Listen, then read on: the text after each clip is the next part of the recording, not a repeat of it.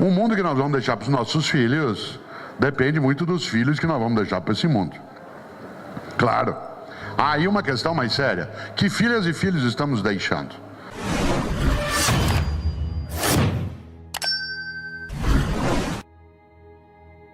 Eu tenho 44 anos de docência, como eu disse, sou da área de filosofia, né? Eu não sou da área de psicologia, nunca tinha escrito exclusivamente para a família, não é a minha área de atividade, mas eu não consegui me acalmar em relação a uma questão que eu acho muito séria hoje, que é exatamente a explosão um pouco da família como uma estrutura de cuidado.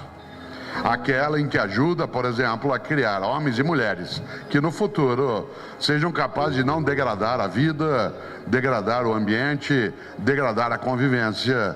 E por isso me aventurei, no sentido gostoso da palavra, a escrever exatamente nessa direção. Eu estava conversando a semana passada com a Elaine, né, da editora Cortez, e ficava imaginando como é que nós nos arvoramos em fazer um livro sobre família.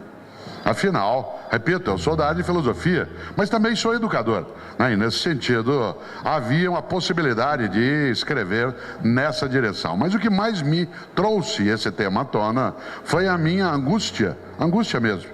Aquela dor interna de observar o quanto que alguns pais e mães, pessoas que são responsáveis pela formação das novas gerações, estão se acovardando em relação a algumas tarefas, isto é, estão enfraquecendo a condição de fazer aquilo que precisam fazer. Antes de mais nada, a possibilidade de não deixarem de lado algo que é uma certa desesperança, uma certa conformidade em relação a valores de formação que não podem ser deixados de lado. Isto é, quase que dizendo, o que eu posso fazer?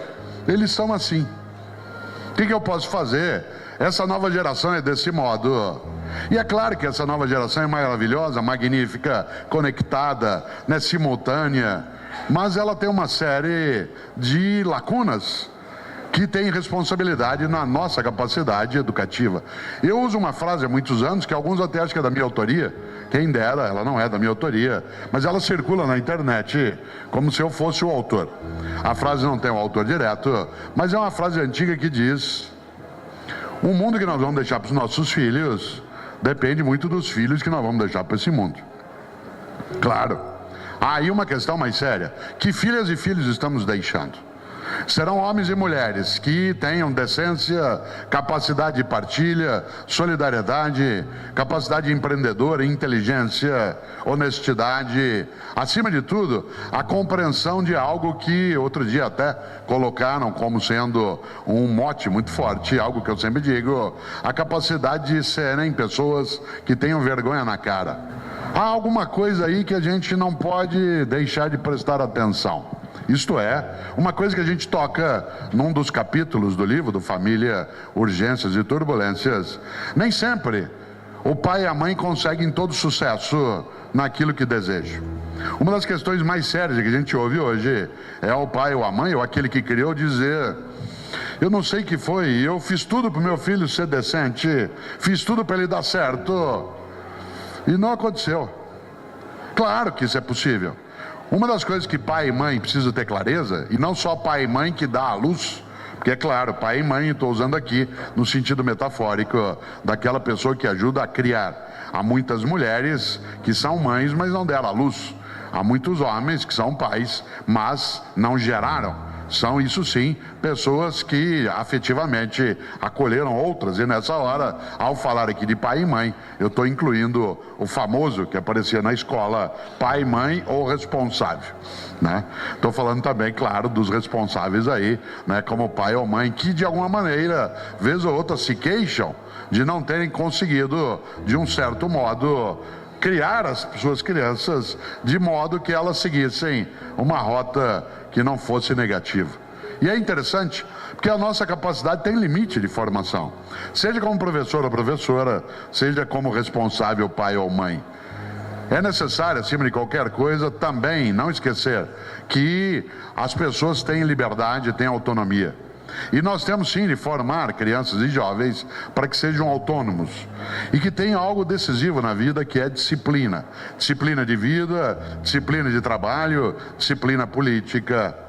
hoje nos falta disciplina na convivência. Nós falamos outro dia, a Cláudia e eu, Cláudio, com quem eu sou casado, que está aqui também, nós falamos de uma coisa muito interessante, o quanto que para uma parte dos jovens ou para as crianças hoje, tudo é muito óbvio.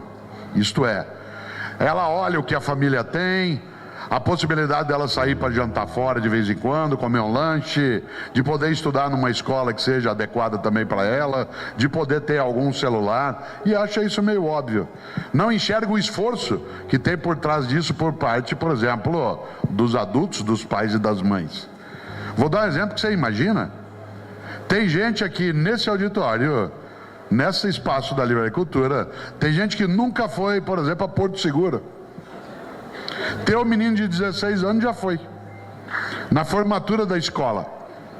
Você pagou uma nota, ele ficou uma semana lá na passarela do álcool. Aí ele volta no domingo, você vai buscá-lo no aeroporto, imaginando que ele vai sair do saguão do aeroporto babado de gratidão, babado de ser feito por ele uma coisa que boa parte das pessoas nunca teve chance. E aí na hora que ele sai no saguão, você vai abraçá-lo e fala: e aí, filhão, como é que foi lá? Legal. Falei assim: mas estava gostoso?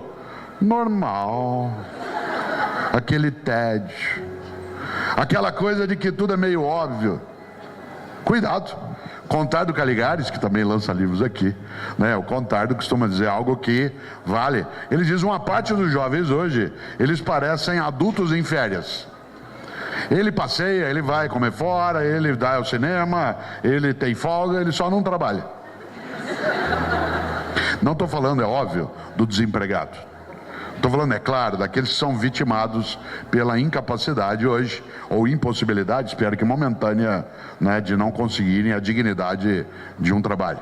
Estou falando daquelas pessoas que elas têm o ócio como sendo a marca da sua própria existência. A ideia de esforço.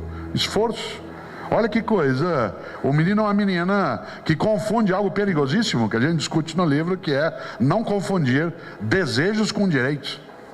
Desejos com direitos: eu quero, você tem que me dar. Você deu é pouco, eu quero mais. Vou contar uma coisa que quem é jovem aqui não imagina, acho que só o Cortez, o Pedro e eu sabemos disso, que somos mais idosos. Eu nasci em Londrina, no lado do Paraná, lá vivi até 13 anos de idade. E quando eu era menino, eu não vou falar isso para voltar ao passado, porque isso é tonto. Vou falar isso para trazer do passado uma coisa que tem que vir até agora. Quando eu era menino em Londrina, a gente, por exemplo, ganhava presente, uma vez ao ano. Uma vez.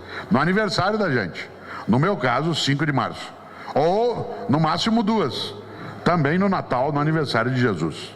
O que levou muita gente, meus judeus, a terem uma apreciação muito grande por Jesus, porque era a época do segundo presente.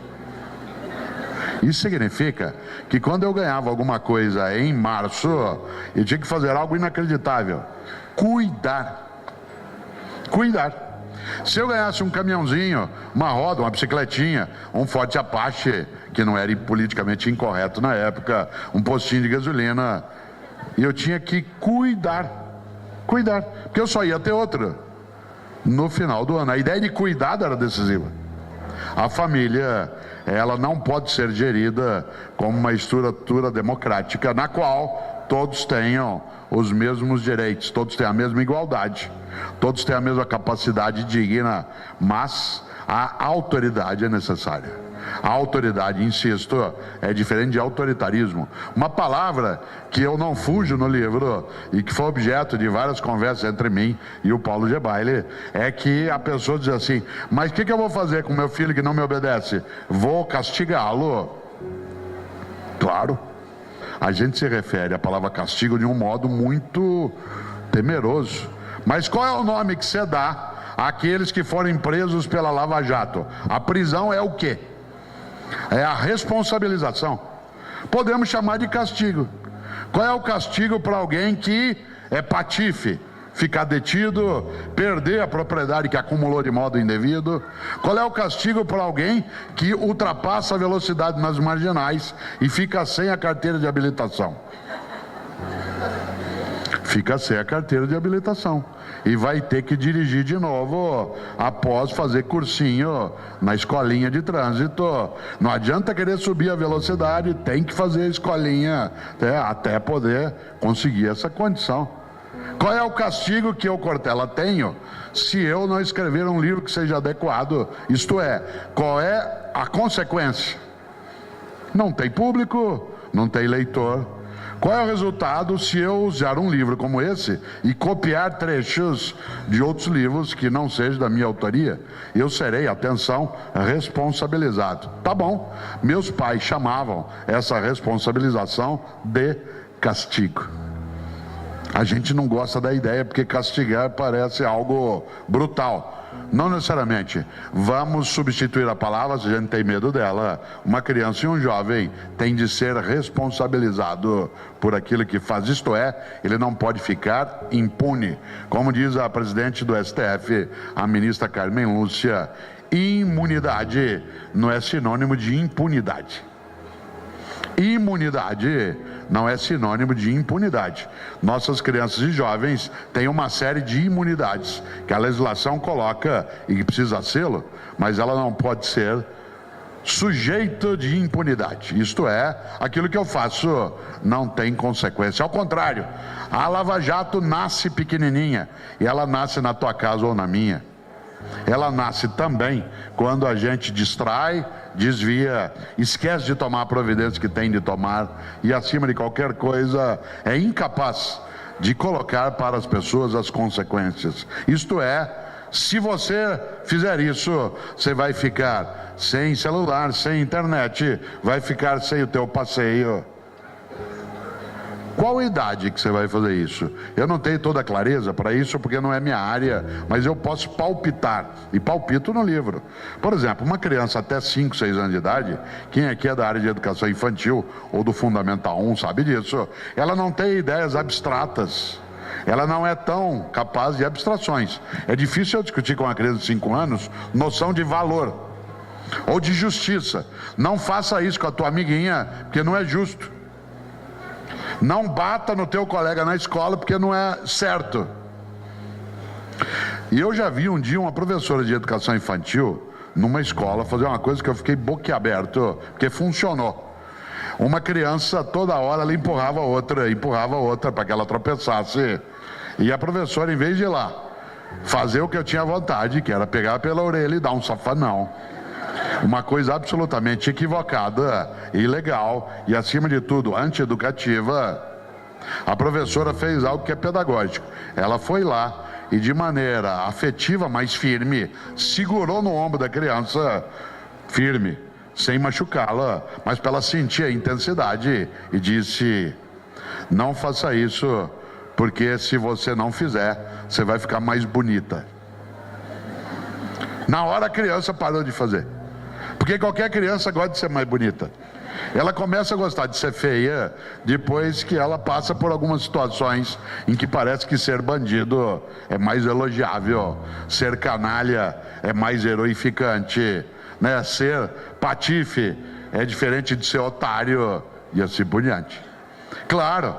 Por que eu estou dizendo isso? Porque, por exemplo, de nada adianta você dizer para uma criança que tem 4, 5 anos de idade, que não tem noção de tempo abstrato, dizer para ela numa quarta-feira: você está fazendo isso, sábado você não vai ao cinema. Ela não tem essa percepção de tempo. Como ela não vive ainda essa fluição do tempo por dentro dela, a ideia de sábado para ela é muito distante. Mas um menino com mais de 6, 7 anos tem essa percepção. Aí chega no sábado, o filho fala: e você não vai deixar eu sair? Não. Mas e não dá para negociar? Sempre dá. Qualquer pessoa tem que entender que há uma diferença entre ser flexível e ser volúvel. Uma pessoa volúvel é aquela que muda de acordo com o movimento do vento. Uma pessoa flexível é aquela que é capaz de alterar o modo de ponto de vista e da ação. Ninguém que for educador ou educador de pessoas e de si mesmo pode ser inflexível. Não pode ser volúvel, pode ser flexível. A pessoa inflexível não é capaz de alterar. Posso eu negociar? Dependerá do nível, entre aspas, da infração. Devo eu manter quando a coisa é séria demais? Claro. Só que aí eu vou ter uma questão, vou ter que aguentar o tranco. Porque na hora que eu disser não vai, ela pode reagir de vários modos. Ela pode gritar, se jogar no chão, ou sair batendo porta. Aí você vai ver como é que você vai ter que usar o tempo para que você possa lidar com ela. Você, claro, vai ter que conhecer a pessoa com quem você está. Há pais e mães que não conhecem. Qual é o argumento? Eu não tenho tempo.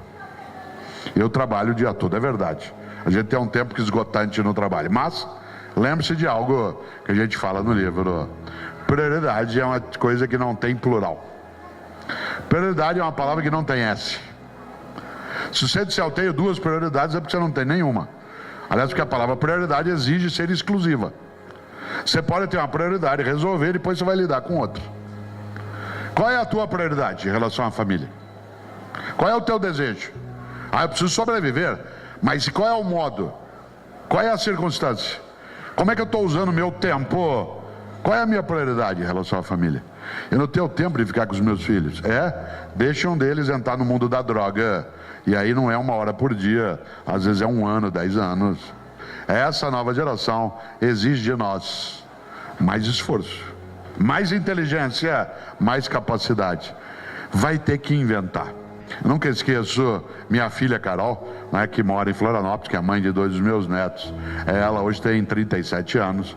Aliás, ela faz para mim, grande alegria, faz o prefácio de um livro meu, chamado Qual é a Tua Obra, né, que muita gente conhece, que esse ano está fazendo 10 anos. E a Carol, no livro Qual é a Tua Obra, ela que faz o prefácio. Ela hoje tem 37 anos, mas quando ela tinha 17, hoje ela dá risada de a gente lembrar disso, coisa de família, é bom nisso. Ela, quando tinha 17 anos, um dia, uma sexta-feira, eu cheguei da PUC São Paulo, não estava dando aula, cheguei às 11 da noite, depois de um dia inteiro de atividades. Quando eu entrei em casa, 11 horas da noite, ela estava saindo, Cortez. Saindo, eu falei, cara, onde você vai, filha? Ué, vou pra balada, pai. Falei, você tá louca? São Paulo é uma cidade perigosa. Como é que você com 17 anos vai sair, vai pra uma balada? Não vai, não. Pai, eu tenho o direito. Falei, então você tem o direito, eu tenho o dever. Tenho o dever de cuidar de você. Aliás, porque nem a legislação admite que você possa sair sem consequência. Inclusive, vou te contar uma coisa. Se você sai e acontece alguma coisa, eu vou ter que sair para poder resolver. Se eu vou ter que sair, você já fica. Ela falou, eu não vou ficar. Falei, vai ficar. Porque você é alguém que está subordinado a mim. Eu não sou teu dono, eu sou responsável por você. E portanto eu não admito que você saia. Ela falou, então, sabe o que eu vou fazer? Hoje ela dá risada disso, 17 anos. Falei, eu vou me matar. Claro que eu a conhecia, convivia com ela, conseguia às vezes conversar. Sábado à tarde a gente ouvia música junto, eu e os outros filhos. Como até hoje a gente faz, convive, vai no final de semana, né? Cláudio e eu ficamos às vezes numa chacrinha perto da Raposo Tavares, e lá não tem televisão. Não tem e não terá. Não é que eu não gosto de TV, eu sou comentarista de TV, gosto de TV. É que lá quando não tem TV, porque o que a gente faz lá? Conversa. Não tem e não terá. Quem for pego assistindo alguma coisa no tablet ou no celular, lava a louça sozinho. No primeiro momento isso irrita. Depois as pessoas percebem uma coisa inacreditável, que as outras pessoas também são interessantes. Olha que coisa. E aí eu falei, E como é que você vai se matar? Ela falou, vou pular daqui. A gente morava no 11º andar, num prédio. Eu falei, Carol, pelo amor de Deus, você não pula daqui. Se você pular daqui e cair lá embaixo, eu vou tomar uma multa do condomínio. É proibido jogar lixo no pátio do prédio. Atenção. Será que eu tinha medo que ela pulasse? É óbvio. Eu tinha pânico? Não. Não confunda medo com pânico. Medo é estado de alerta. Pânico é incapacidade de ação. Medo é estado de alerta. Você sempre tem que ter medo daquilo que pode ser equivocado, mas não pode ter pânico. Por exemplo, nesse espaço aqui, há várias pessoas que lidam com a saúde de outras pessoas. Tem que ter medo de fazer errado. Há várias pessoas aqui que são ligadas, por exemplo, à atividade de segurança pública, polícia militar, a área de segurança estrutural. Gente que tem que ter medo, mas não pode ter pânico. Eu pai, eu mãe, eu responsável, tenho medo. Mas eu não posso ser refém de uma situação em que a criança ou o jovem me ameaça e eu fico refém dele numa circunstância. Por que eu falei isso para Carol? Porque eu conhecia. Sabia eu que ela não faria. Se tinha certeza, nunca. Mas eu sabia que a chance em grande escala é que ela não fizesse. Disse, arriscou com alguém de 17, numa família que estava estável, com um namorado, sem dificuldade, sem sintoma de depressão. Eu tinha vários sinais que permitiam que eu impedisse que ela me fizesse refém. E não saiu. Ficou de cara amarrada e eu tive que aguentar. E aguentei. Como você aguenta no dia seguinte? Você convive, você se aproxima. Por que eu estou dizendo isso? Por algo que é decisivo e que você, nesses 5 minutos finais, não pode esquecer. É preciso resistir. E é preciso olhar a nova geração não como um encargo, ela é um patrimônio, cheio de vida, de afeto, uma geração que nos encanta, mas que não pode crescer indisciplinada, sem ideia de esforço, sem compromisso com aquilo que exige de nós a capacidade de não esmorecer. Nesse livro a gente toca em temas que são necessários. A escolha da escola, como é que a gente pensa? Que tipo de escola?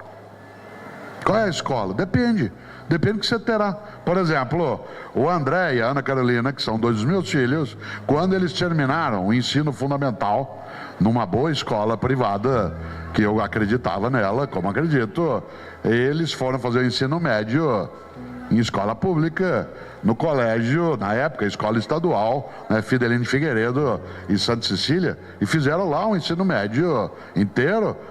Qual era a finalidade disso?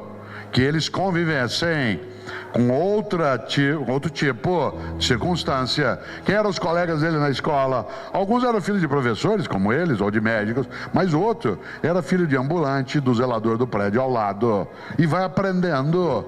Tinha eu interesse em conhecimento científico, não diretamente naquela escola, eu tinha interesse na formação. A escolha da escola dependerá do que você deseja com a tua família.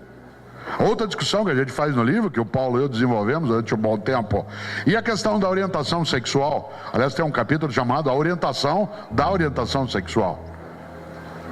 Lá eu discuto uma teoria que quem estudou filosofia aqui, eu não cito isso no livro, mas é aquilo que se chama de ética consequencialista de Stuart Mill, que é um grande filósofo, que é a teoria do dano.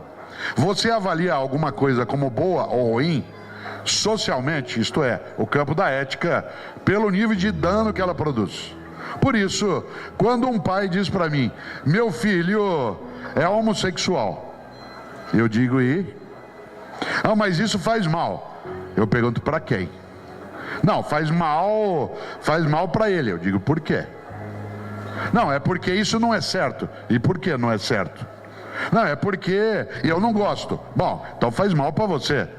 Mas ele é livre, ele pode sê-lo. Esse é o modo dele ser. Ah, mas eu não quero. Então você não está discutindo ética. Está discutindo desejo teu. Não, mas é porque Jesus não gosta. Como é que você sabe? Não, eu sei porque eu sou religioso. Então você está saindo do parâmetro de... A questão da ética e da decência está ligada em grande parte à teoria do dano. Qual é o dano que produz? Essa é uma questão. Entender de modo melhor que algumas circunstâncias que a gente vive hoje, elas têm que ser entendidas se corretas, por exemplo, numa família, pelo dano que ela traz. Dano para quem? Para a própria pessoa, para a comunidade, para a vida pública, para aquela estrutura. Nesse sentido, há vários temas dentro do livro que são turbulências. Há várias coisas que tem nele uma urgência. Sabem as pessoas aqui, aqueles que de vez em quando acompanham o que eu escrevo, que quando eu vou autografar um livro, eu sempre escrevo nele, além do teu nome e do meu, sempre uma virtude. A virtude desse livro é a urgência. Quando a gente está numa situação mais usual, eu na hora do autógrafo escrevo o teu nome, o meu, e escrevo também urgência. Faz o que a gente chama de uma dedicatória. François Rabelais. estupendo autor francês, que escreveu Garganto, a Pantagruel, que são livros magníficos do modo do Renascimento, né, da Renascença francesa. Ele tem uma frase que eu vou dizê-la 2 vezes, e tem a ver com o que nós temos de fazer. Escreveu um dia François Rabelais: conheço muitos que não puderam quando deviam, porque não quiseram quando podiam. Digo de novo. Conheço muitos que não puderam quando deviam, porque não quiseram quando podiam. A gente quer, pode e deve, a gente faz. A família tem turbulências e por isso, para a gente não degradar o nosso futuro, não esterilizar os nossos sonhos, não desertificar a nossa amorosidade, é preciso de urgências. Nós, homens e mulheres no nosso país, temos uma certa compreensão, né, do que é que significaria o futuro. Afinal, nós somos um povo, especialmente os mais idosos como eu, que fomos marcados pela ideia de que nós somos o país do futuro. Talvez sejamos, inclusive, o único povo que tem saudade do futuro, né? Dói em nós, às vezes, o país que nós seremos um dia. E é claro, aquela ideia de futuro, ela está sempre ligada à noção de uma nação criança, um país criança. E quando se pensa em futuro, eu fico assustado com algumas situações e fico imaginando, inclusive, o quanto que muitas crianças hoje vivem exatamente essa possibilidade. A possibilidade de um futuro temeroso que as leva, e eu quero desenvolver um pouco mais esse raciocínio, que as leva a viver o presente com uma intensidade quase insana em várias situações. Afinal de contas, nós estamos, e talvez assim sejamos, eu vez ou outra levanto isso, talvez nós sejamos a primeira geração de humanos no Ocidente que não cuida direito da próxima geração. Em outras palavras, nós estamos fazendo o que se chama de saque antecipado do futuro. Sacando o futuro por antecipação, gastando o futuro por antecipação. De maneira geral, na história humana, a geração atual cuida da próxima, cuida dos recursos, cuida da sobrevivência, cuida da possibilidade de meios de existência. No entanto, a voracidade do nosso cotidiano, a maneira como nós desmontamos as condições de existência coletiva, à medida em que o ego-narcisismo é mais presente na nossa frente, nós acabamos esgotando, como eu dizia há pouco, condições de existência no futuro. E acabamos, inclusive, anunciando isso às crianças e aos jovens. A primeira coisa que se coloca para nós, claro, no nosso horizonte, para falar de mundo da criança, é pensar de que criança nós estamos falando. Ou o que é uma criança nos tempos que nós estamos vivendo. Claro, para alguns de nós, por exemplo, com mais idade, uma criança era aquela que caracterizava a existência até os 14, 15 anos de idade. Aí o Estatuto da Criança e do Adolescente foi estabelecendo uma fronteira mais formal e colocou 12 anos como sendo o início da adolescência. Embora, claro, né, a própria noção de adolescência ela seja móvel. São sempre conceitos e fronteiras bastante móveis. Mas, se nós olhamos hoje, uma criança não é algo que se possa caracterizar e fechar dentro de um determinado momento de faixa etária. A postura, a possibilidade de ser criança, ela é um pouco mais múltipla. Aliás, ela atinge, inclusive, alguns adultos. Virou, entre outras coisas, uma das modas mais fortes entre nós, tentar reavivar em cada um e em cada uma a sua porção criança, o seu lado criança. Inclusive porque, para uma parte de nós, a infância ainda parece um passado agradável e delicioso. Olha que coisa curiosa. Nós estamos sacando o futuro por antecipação. O que é que isso significa? Nós estamos gastando os meios que permitiriam a existência de próximas gerações. Esta ideia é marcada, inclusive, pelo modo como nós anunciamos isso hoje às crianças. A gente acaba, inclusive, como eu disse, se assustando um pouco. A gente chega a dizer a elas, vez ou outra, não haverá futuro. Não haverá meio ambiente, não haverá trabalho, não haverá segurança. Vocês não têm futuro. E tem mais, vocês não têm presente. Porque isso que vocês comem não é comida, é porcaria. Isso que vocês ouvem não é música, é barulho. Isso que vocês usam não é roupa, é andrajo. E tem uma coisa ainda, vocês não têm passado. Eu tive infância. Eu tive infância, vocês não têm isso. Isso cria algo extremamente terrível, que é olhar para algumas crianças com a ideia de um presente eterno. A ideia de que, não havendo passado nem futuro, o presente tem que ser usado até o limite da condição que ele carrega. Aliás, está em moda hoje, e basta ver isso, inclusive com crianças de 10, 12 anos, a perspectiva que é a adoção daquilo que, no meu entender, é a pior contribuição que o mundo romano nos legou. De todas as ideias que o mundo romano nos legou, muitas delas são extremamente positivas. Mais uma, eu acho, maléfica, que é a ideia do carpe diem, do seize the day, do aproveite o dia. Essa ideia do carpe diem, ela é típica do mundo romano, dentro de uma estrutura, de uma sociedade que vive na opulência, que vive da opressão sobre outros povos e, especialmente, que utiliza a luxúria como sendo uma forma de vida e, portanto, você precisa existir até o limite da tua capacidade do momento. E eu acho hoje a noção de carpe diem muito arriscada, muito perigosa, porque ela dá a noção de que é o seguinte: não havendo história, aproveite-se o momento. Portanto, se você tiver que beber, beba até o teu limite. Se tiver que dançar, dance até ultrapassar o limite. Você, por exemplo, vê hoje muita gente, não só adultos, crianças também, que acham que a história acaba agora. Um mundo marcado por uma insatisfação acelerada e por uma ansiedade muito grande. A nós foi anunciada a possibilidade de futuro. Foi anunciada a ideia de que nós teríamos uma trajetória de existência e que essa trajetória, não só ela ia em direção ao futuro, como ela tinha uma outra característica. Ela era marcada por uma obsessão evolucionista. Ou seja, amanhã vai ser melhor. Tem coisa que é antiga, tem coisa que é velha. Superar, inovar, transformar. Atenção, meu aluno na universidade não usa isso para falar, ele usa para escrever.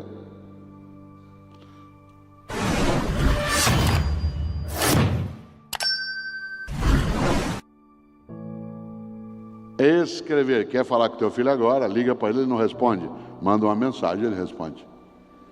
Você sabe quando alguém é idoso, que ele está com isso no ouvido. Ninguém com menos de 20 anos de idade põe isso no ouvido. Pôs no ouvido é idoso. Que coisa! Sabe quem não conheceu isso em larga escala? Ayrton Senna.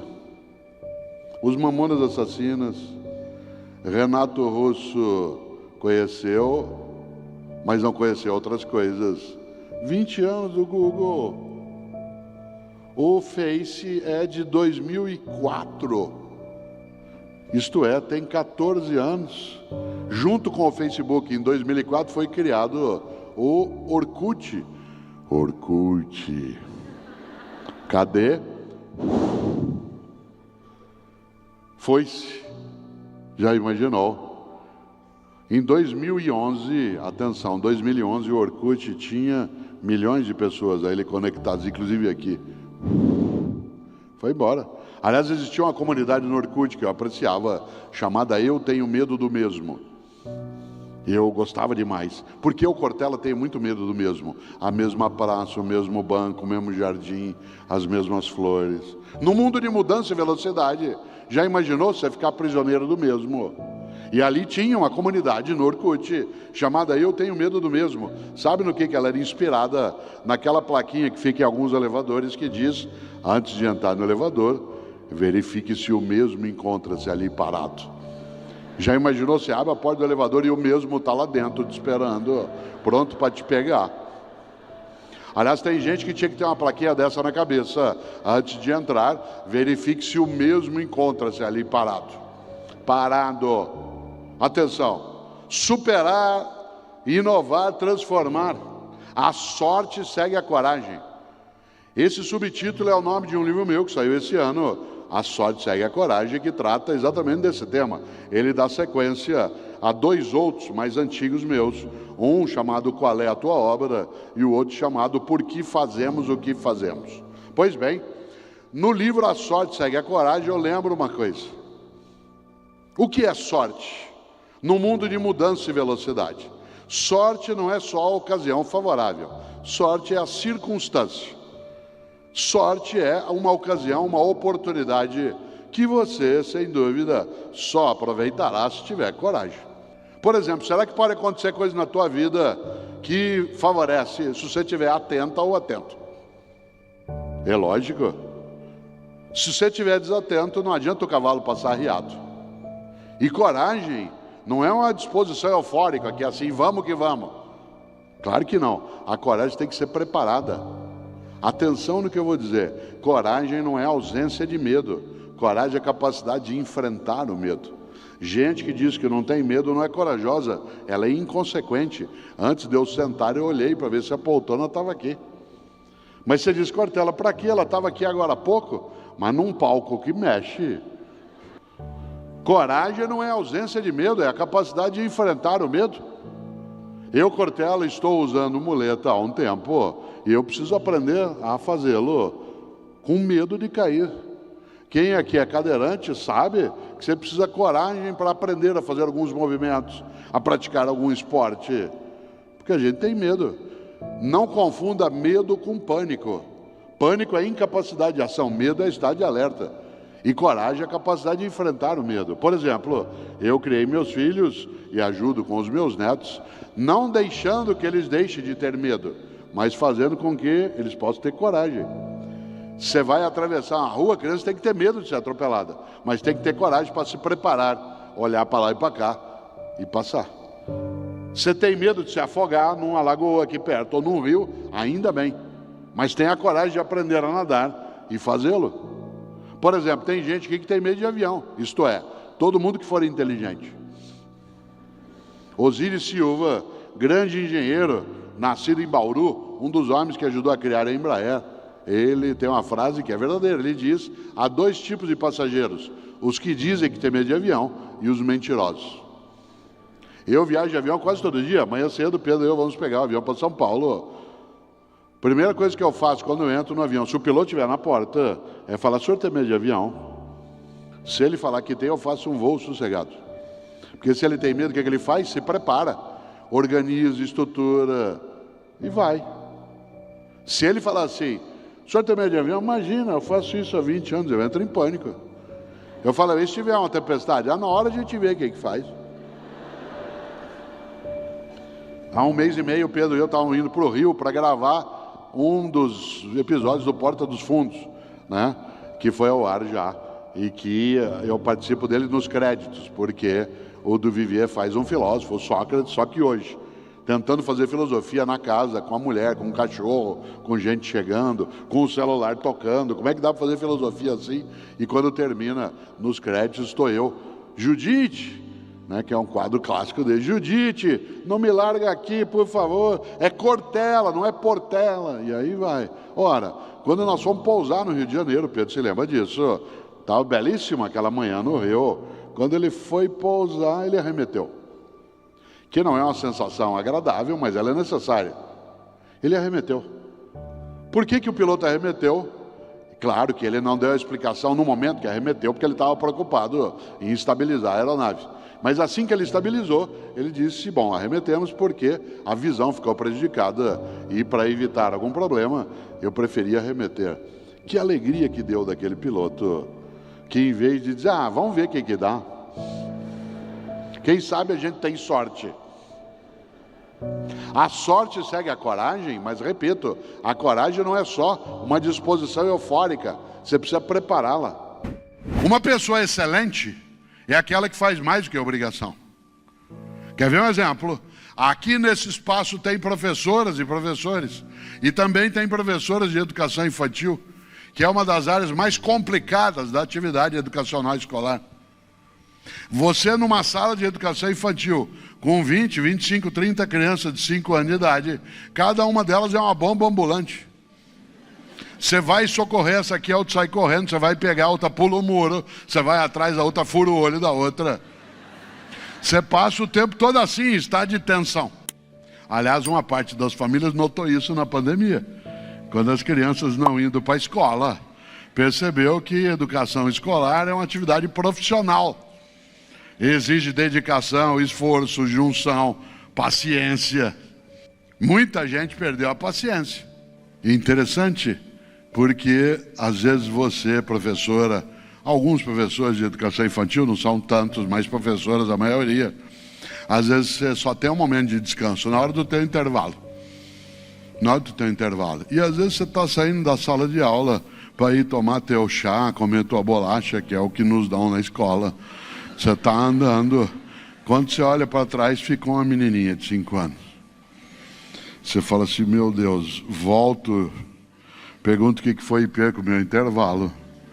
Ou finge que não vi e sigo direto. O que você faz? Volta. Volta. Chega lá e põe a mão na criança, às vezes ela assusta com o toque, porque é a criança que assusta com o toque adulto, que ela está habituada a ser tocada de modo ou bruto ou indevido, ela assusta e fala, o que foi? Ah, não foi nada não, tia. O que foi? Fala para mim. Não, não foi nada, fala para mim. Fala, minha mãe que falou que meu pai foi viajar e vai demorar para voltar. Você entende? Fala, então vem comigo. E ela vem, onde você for ela vai atrás. E você perde o intervalo e ela passa a semana inteira grudada em você. Onde você for, tia, porque sem você ela entra em desespero. Por isso, uma professora excelente ou um professor é aquela que faz mais do que obrigação. E mais do que obrigação, repito, não é trabalhar sem condição, sem salário, mas é fazer o melhor na condição que tem, enquanto não tem condições melhores para fazer melhor ainda. E aí volta a um ponto. É claro, você sabe e eu sei, excelência não é o lugar onde você chega, excelência é um horizonte. Excelência não é o lugar onde você chega, excelência é um horizonte. Se você supuser que chegou a excelência, você distrai, relaxa, cochila e desaba na mediocridade. O horizonte, você se aproxima, ele se afasta, você se aproxima, ele se afasta. Claro, eu não posso imaginar que assim o é. Cuidado, passado é referência, não é direção. Passado é referência, não é direção. O fato de eu ter uma sala de troféus mostra que é possível fazer, não é garantia de que será feito. Mostra que é possível realizar, não é um indicador de certeza de que será feito. Você diz, ué, isso conosco, porque se você e eu não entendemos a excelência como horizonte, eu relaxo, distraio. O Pedro, de modo agradavelmente exagerado, disse que eu sou professor de filosofia, talvez, que tem mais seguidores. Se eu achar que isso é suficiente, se eu sentar, relaxar, distrair, achar que já está bom, cuidado, há uma diferença entre autoestima e autoengano. Autoestima é eu ter clareza em relação a quais são as minhas qualidades, quais são as minhas capacidades. Autoengano é eu superestimar essas capacidades. Eu posso até ser alguém que dentro do campo da docência, da filosofia, da escrita, atingir algum êxito, mas isso desaba no momento que eu começar a ser morno. Deus vomitará os mornos. E a mornidade, ela assoma, ela vem até o topo quando a gente cai dentro da mediocridade. E o que é a mediocridade, repito, é quando a gente esquece da ideia central do Goethe, que é, se alguma coisa tem de ser feita, então que ela seja bem feita. E esquece outra coisa na sequência, é preciso enfrentar a preguiça. Preguiça você e eu temos em várias situações, mas quando ela domina, é aquela preguiça de dizer, dá para o gasto, isso é suficiente. A preguiça na religião, a preguiça no casamento, a preguiça na escola, a preguiça na profissão. Cuidado. Quando o mundo religioso, especialmente cristão, colocou a assídia como um pecado capital, no ponto de partida, a preguiça era um grande pecado por supor que haveria ali algum tipo de desmanzelo, de enfraquecimento, de acovardamento em busca da vida salva, no sentido mais amplo da expressão religiosa. E é preciso também que a gente lembre que a preguiça, ela nos vem vez ou outra, mas quando ela é um modo de vida, com ela a gente se habitua. Por isso, há pessoas na vida que, faça qualquer coisa, dizem, o que eu posso fazer? E há pessoas que se apresentam e dizem, o que eu posso fazer? Nesse tempo pandêmico, por vários momentos, eu fui entrevistado. A filosofia, quando momentos de crise, ela vem muito à tona. E a pergunta mais difícil que eu tive que responder foi uma que avaliaria a minha vida, para ver se eu fui banal, fútil, inútil, superficial, morno. E um dia uma jornalista me pegou de pronto numa entrevista ao vivo e falou assim, professor, olha que pergunta difícil. No dia que o senhor se for, e nós estávamos na pandemia mais forte, portanto não era só uma hipótese. No dia que o senhor se for, quando o senhor encontrar Deus, o que o senhor quer que ele fale para o senhor? Tem um elogio na pergunta dela, que é supor que é Deus que eu vou encontrar. Dentre tantas possibilidades, seria bom demais.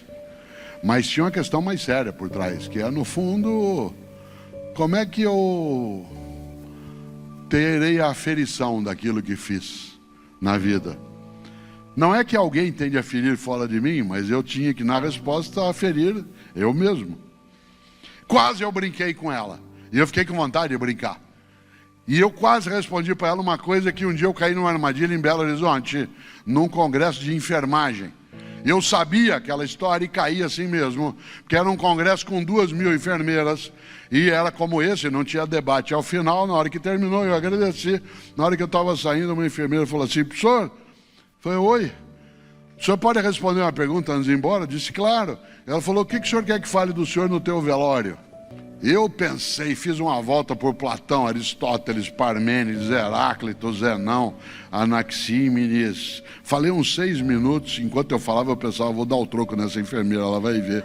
Enquanto eu falava, depois de uns 6 minutos eu virei para ela e falei assim, e você? O que você quer que fale de você no teu velório? Ela falou, eu quero que fale assim, nossa, ela está mexendo. Olha que simplicidade. Olha que coisa. E eu na hora até imaginei que seria essa a resposta. Mas eu decidi mais séria a resposta. E eu queria fechar exatamente com isso, porque eu disse a essa jornalista, sabe o que eu quero que Deus fale para mim se eu encontrá-lo? No final dessa minha jornada, da minha trajetória, eu quero que ele olhe para mim e diga assim, valeu, Cortella, valeu. Eu te entreguei uma dádiva, um dom, um mistério que é a vida. E você não desperdiçou com pequenez, com inveja, com imbecilidade. Várias vezes foi pequeno, imbecil. Várias vezes foi banal. Mas lutou. Enfrentou com coragem a preguiça para fazer da tua trajetória uma coisa em que você fosse capaz de fazer valia da tua vida. Por isso, para cada pessoa, para cada mulher e homem que aqui está agora, para cada um e cada uma de nós aqui, o que eu mais desejo é que você faça o teu melhor na condição que você tem, enquanto você não tem condições melhores para fazer melhor ainda. Sabe para quê? Para quando terminar a jornada, poderem dizer de você e de mim, seja a divindade, seja outra pessoa, que olhe e diga, valeu. Vocês sabem que não se tem certeza se Homero existiu. Ainda assim se acredita que talvez fosse um conjunto, né, de escritores que acabou sendo denominado Homero. Também na Bíblia dos judeus, dos cristãos, também existe isso. Não há necessariamente a autoria dos livros. Às vezes se dava um nome genérico e aí ele é que ficava como autor. Pois bem, a Ilíada trata, como sabem, da Guerra de Troia, na sua fase inicial, quando os gregos vão lá buscar Helena e retirá-la, né, dos braços de Páris, né, retirá-la daqueles que a raptaram. A Ilíada trata da morte de Aquiles. A outra obra chama Odisseia, trata da vida de Ulisses. Ora, se a obra trata do Ulisses, por que ela não chama Ulisseia? Porque Ulisses é o nome romano de um grego chamado Odisseu. O nome grego de Ulisses é Odisseu. Ulisses é o nome romanizado. Por isso a obra se chama Odisseia, que conta a história de Ulisses. A Ilíada conta a história de Aquiles. E ela não se chama Aquilíada porque a obra trata daquilo que é a Troia da época e a região, que no antigo termo era chamado de Ilion. Toda aquela região era chamada de Ilion, por isso Ilíada. Eu estou contando isso por uma razão. Vocês sabem que Aquiles morre na guerra de Troia. E ele morre porque ele é punido pelos deuses. Os deuses punem Aquiles por ele fazer uma coisa inaceitável ainda hoje. Aquiles morre porque ele pratica algo que os deuses não admitem, que é impiedade. Impiedade. Vocês sabem que Aquiles era um semideus grego, filho de uma mortal com um deus. E quando ele nasce, a mãe, todo mundo aqui já leu isso um dia ou já ouviu falar, a mãe é orientada a mergulhar o filho no rio sagrado para que ele fique invulnerável. Isto é, para que ele fique com o corpo fechado, para que ele fique inatingível. E a mãe pega o bebê quando ele nasce, segura pelo calcanhar e enfia no rio sagrado. E ele fica absolutamente blindado, exceto no calcanhar. Porque ela o mergulhou segurando pelo calcanhar e esqueceu depois de dar uma viradinha, né?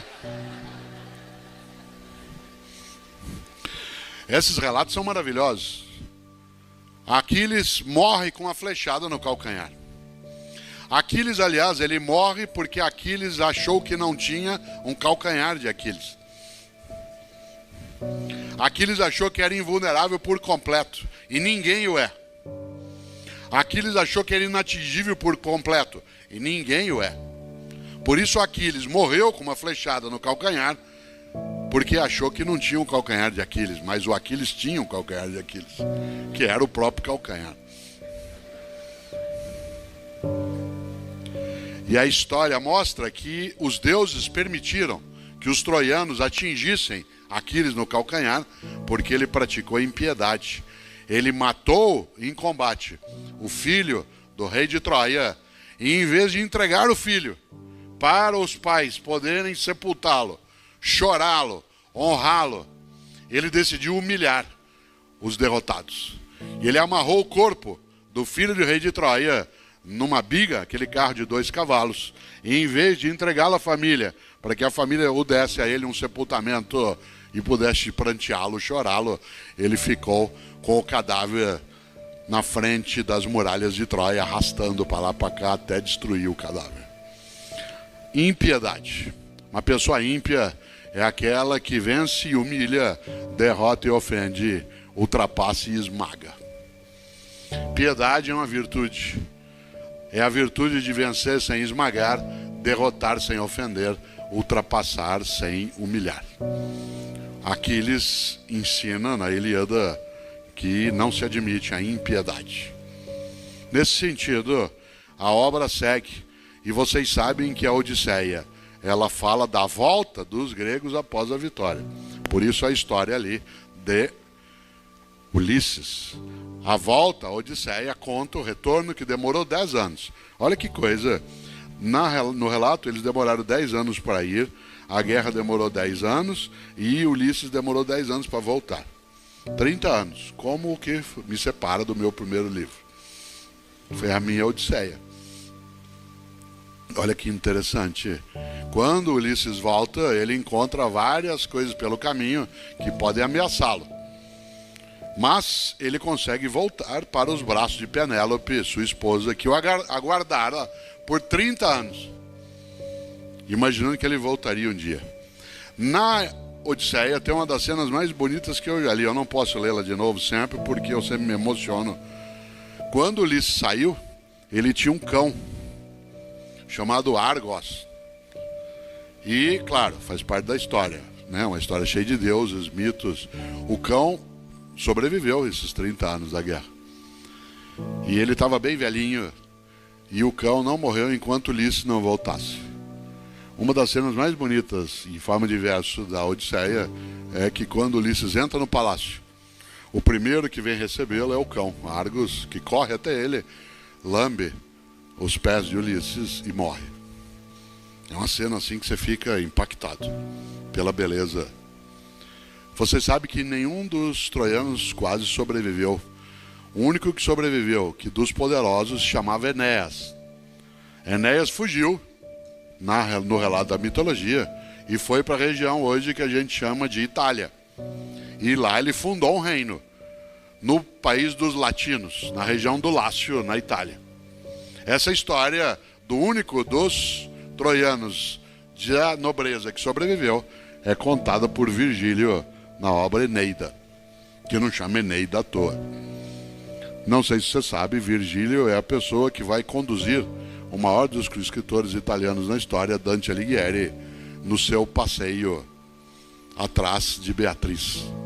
Quando Dante escreve a comédia, que depois foi chamada de Divina Comédia, uma das coisas que se faz ali é mostrar o quanto que Dante quer ir para o submundo em busca de Beatriz, porque Dante, a personagem em Florença, ele mesmo, Dante Alighieri, amava Beatriz, mas Beatriz era casada e ele trocava cartas com Beatriz para ver se ela aceitava ir encontrá-lo. Isso é a vida real. E quando ele consegue algum contato mais direto com ela, ela morreu e ele ficou sem aquele amor. Como ele não conseguiu tê-la em vida, ele decidiu buscá-la por meio da literatura. Ele escreveu um livro maravilhoso chamado Comédia, Divina Comédia, em que ele vai atrás da Beatriz onde ela estiver. Onde está ela? No paraíso. Para chegar ao paraíso, ele tem que passar pelo inferno e pelo purgatório. Para ele não caminhar sozinho no mundo dos mortos, ele pediu ajuda ao espírito de Virgílio.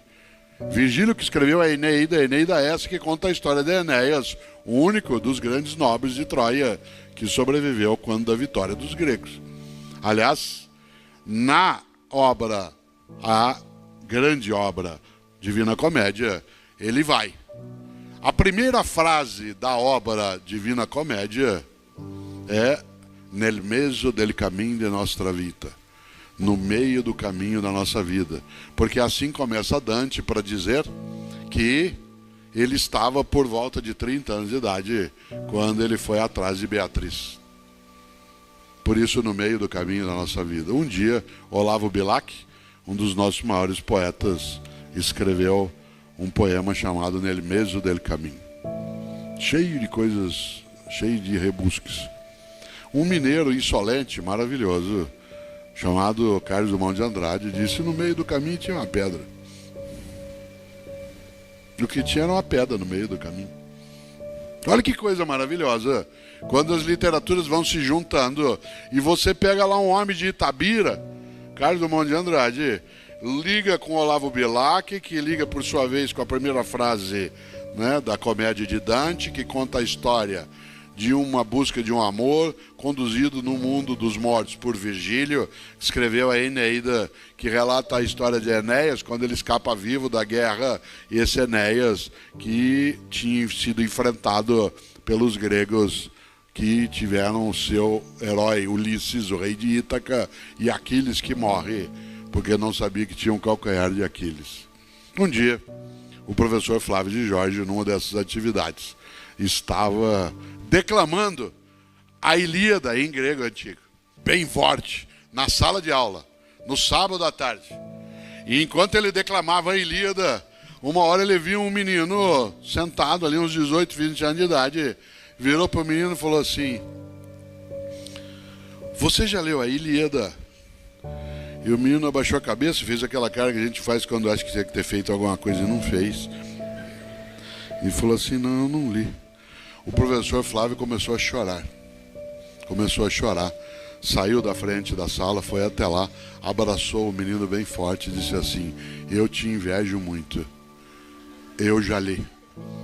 Eu te invejo muito, eu já li. Isto é, eu tenho emoção quando eu leio a Ilíada, mas não a emoção que você vai ter. Porque a emoção que você vai ter, quando ela for inédita para você, é você ver uma beleza que você nunca viu. Você caminhar num jardim que você nunca caminhou. Você dar as suas trilhas por onde você nunca passou. Por isso, aquilo que eu desconheço é minha melhor parte. O melhor de mim é aquilo que eu ainda não sei. E o livro, seja no mundo do e-book, no mundo do papel, seja aquele que é contado, lido à noite, aquilo que é relatado para nós, ele faz com que a gente, pelas mãos Dante de Virgílio, outros caminhando com Homero, outros com Machado de Assis, outros com Guimarães Rosa, outros com Adélia Prado, outros e outras com Clarice Lispector, faz com que a gente seja capaz de caminhar em direção ao encantamento.